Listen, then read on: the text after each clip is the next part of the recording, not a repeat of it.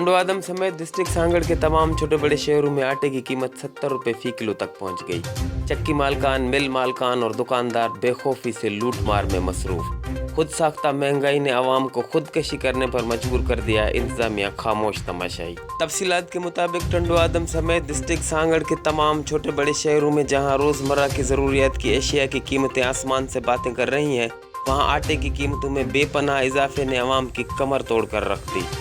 पूरे ज़िले में आटा 70 रुपए फी किलो के हिसाब से फरोख्त किया जा रहा है। कुछ दिन पहले असिस्टेंट कमिश्नर एजाज अहमद जतोई ने शहर के अंदर सस्ते आटे के स्टॉल लगवाए, जहां आटा 45 रुपए फी किलो फरोख्त किया जा रहा था, मगर अवामी शिकायत थी कि आटा गैर मयारी है। एसी साहब ने चक्की मालकान, मिल मालकान और दुकानदारों को हुक्म दिया था कि आटा 45 रुपए फी किलो फरोख्त किया जाए, मगर इस नाजायज मुनाफाखोर माफिया मिल मालकान, चक्की मालकान और दुकानदारों ने एसी साहब के हुक्म को हवा में उड़ाते हुए आटे की कीमतों को आसमान पर पहुंचा दिया।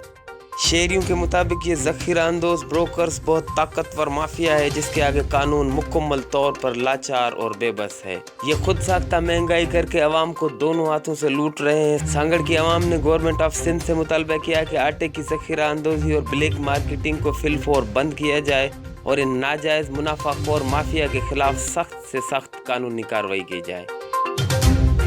Ali Jafri Solanki, HRJDO news, Hyderabad.